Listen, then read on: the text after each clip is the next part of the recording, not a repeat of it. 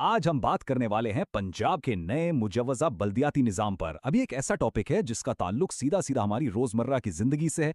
तो इस नए कानून का पूरा खाका क्या है, इसे समझना हम सब के लिए बहुत ज़रूरी है। चलें फिर शुरू करते हैं और देखते हैं कि इसमें क्या कुछ है। अच्छा, इसकी गहराई में जाने से पहले जरा एक सवाल पर सोचिए। मोहल्ले की गली, पार्क, सफाई सुथराई, इन सबका जिम्मेदार कौन है? जी हाँ, ये काम होता है मुकामी हुकूमत के निज़ाम का। और देखें, बात बड़ी सीधी सी है। ये सिस्टम जितना मजबूत होगा ना, हमारी जिंदगियां उतनी ही आसान और बेहतर होंगी। और बस यही वजह है कि ये जो नया बल्दियाती बिल है, ये इतना अहम है। तो सवाल यह है कि ये नया सिस्टम आखिर है क्या? इसका ढांचा कैसा है? देखें, इससे पहले कि हम ये जानें कि ये इदारे काम क्या करेंगे, ये समझना ज़रूरी है कि ये बनेंगे कैसे, इनकी शक्ल क्या होगी। तो इस पहले हिस्से में हम इसी बुनियादी ढांचे, इसके ब्लूप्रिंट को समझने की कोशिश करेंगे। अच्छा जी, तो सबसे पहली बात, ये जो बिल है ना, ये इलाकों को आबादी की बुनियाद पर 3 हिस्सों में बांटता है। सबसे ऊपर है म्यूनिसिपल कॉरपोरेशंस। ये वो बड़े शहर हैं जिनकी आबादी 2 लाख से ज़्यादा है। ठीक। इसके बाद आती हैं म्यूनिसिपल कमिटियाँ। ये वो शहरी इलाके हैं जहाँ आबादी 25,000 से 2 लाख के बीच में है। और आखिर में आती है तहसील काउंसिल। इसमें तहसील के सारे दही इलाके और वो छोटे शहरी इलाके आ जाते हैं जो पहली 2 कैटेगरीज में नहीं आते। तो इस तरह हर इलाके के हिसाब से एक अलग लेवल की गवर्नमेंट बनाई गई है। लेकिन इन सब बड़ी-बड़ी कौंसलों के नीचे इस पूरे सिस्टम की जो बुनियाद है ना, इसकी जड़, वो है यूनियन काउंसिल। आप इसे इस पूरे ढांचे का दिल कह सकते हैं। ये बिल्कुल ग्रास रूट लेवल, यानी ज़मीनी सतह का यूनिट है, और यही वो जगह है जहां से नुमाइंदगी का सारा खेल शुरू होता है। अच्छा, अब देखते हैं कि एक यूनियन काउंसिल बनती कैसे है। ये काफ़ी दिलचस्प है। इसमें होंगे 9 जनरल मेंबर्स जिन्हें लोग बराह रास्त वोट देकर चुनेंगे। फिर इनके अलावा 4 सीटें मखसूस हैं। एक खातून के लिए, एक किसान या मजदूर के लिए, एक नौजवान के लिए और एक गैर मुस्लिम के लिए। इस तरह हर तबके की आवाज़ शामिल हो जाती है। जब ये 13 लोग पूरे हो जाते हैं तो फिर यही लोग आपस में से एक चेयरपर्सन और एक वाइस चेयरपर्सन चुन लेते हैं। चलें अब एक लेवल ऊपर चलते हैं और देखते हैं कि ये सब आपस में जुड़ता कैसे है। बात करते हैं म्युनिसिपल कॉरपोरेशन की, यानी एक बड़े शहर की हुकूमत की। इसमें एक मेयर होगा और 2 डिप्टी मेयर्स होंगे। लेकिन मजे की बात यह है कि इसका जो बुनियादी ढांचा है ना, वो इन्हीं यूनियन काउंसिलों से मिलकर बनता है। कैसे? इस शहर की जितनी भी यूनियन काउंसिलें हैं, उन सबके चेयरपर्सन खुद ब खुद म्युनिसिपल कॉरपोरेशन के मेंबर बन जाते हैं। और हाँ, इनके अलावा कॉरपोरेशन की अपनी भी कुछ मखसूस नशिस्तें होती हैं।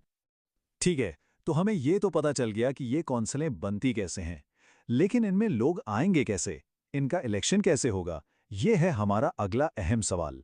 तो अब हम समझेंगे इलेक्शन का पूरा प्रोसेस और ये देखेंगे कि इसमें अवाम का रोल कहाँ और कितना है। देखें, इस पूरे सिस्टम में इलेक्शन के 2 मेन तरीके हैं।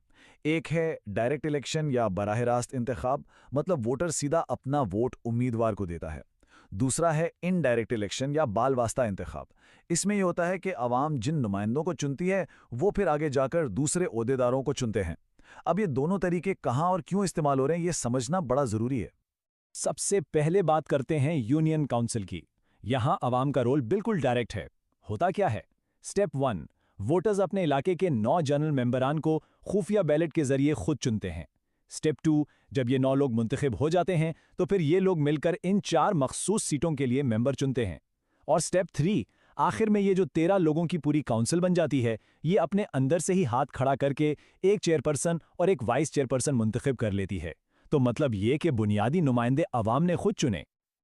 अब जरा इस लाइन पर गौर करें। ये बिल के सेक्शन 56 से ली गई है। इससे साफ पता चलता है कि ये पूरा सिस्टम नीचे से ऊपर की तरफ कैसे बन रहा है। यानी जो यूनियन काउंसिल का लीडर है वो खुद ब खुद शहर की बड़ी काउंसिल यानी म्युनिसिपल कॉरपोरेशन का मेंबर बन जाता है। और यही है इनडायरेक्ट सिस्टम की बुनियाद। अच्छा, अब आते हैं मेयर के इलेक्शन पर। ये थोड़ा सा ट्रिकी है, तो आराम से समझते हैं। पहला कदम तो वही है, सारे यूनियन काउंसिल चेयरपर्सन कॉरपोरेशन के हाउस में आ गए। फिर ये लोग मिलकर कॉरपोरेशन की मखसूस सीटों के लिए मेंबर चुनते हैं।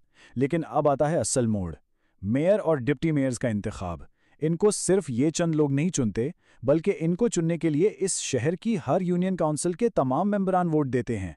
यानी सैकड़ों की तादाद में मुंतखब नुमाइंदे मिलकर अपने शहर का मेयर चुनते हैं। तो खुलासा क्या हुआ? फर्क बिल्कुल साफ है। यूनियन काउंसिल का चेयरपर्सन उसे सिर्फ उसकी अपनी काउंसिल के 13 लोग चुन रहे हैं। ये एक बहुत ही लोकल लेवल का फैसला है। लेकिन दूसरी तरफ शहर का मेयर है, जिसे पूरे शहर की यूनियन काउंसिलों के सैकड़ों मेंबर्स मिलकर चुन रहे हैं। तो ये एक बहुत बड़े पैमाने पर किया जाने वाला इंतखाब है जो नुमाइंदों के जरिए होता है। चलें जी, हमने ये समझ लिया कि ये सिस्टम बनेगा कैसे और इसमें लोग मुंतखब कैसे होंगे, लेकिन सबसे बड़ा सवाल, इनके पास पावर क्या होगी? ये इदारे आखिर कर क्या सकते हैं?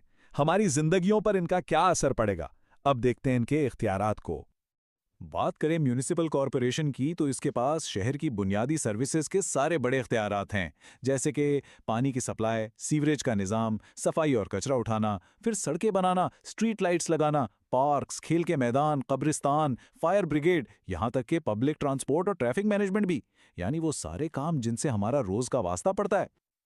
और बात सिर्फ सर्विसेज तक महदूद नहीं है। शहर की जो लॉन्ग टर्म प्लानिंग है वो भी कॉरपोरेशन की जिम्मेदारी है। मतलब शहर का मास्टर प्लान क्या होगा, इमारतें कैसे बनेंगी, इस पर कंट्रोल रखना, प्राइवेट हाउसिंग स्कीमों के लिए उसूल बनाना, नाजायज तजावुजात को हटाना, यहाँ तक कि बाजारों को रेगुलेट करना, साइन बोर्ड्स कहाँ लगेंगे, सड़कों के नाम क्या होंगे, ये सब कुछ इनके पास है।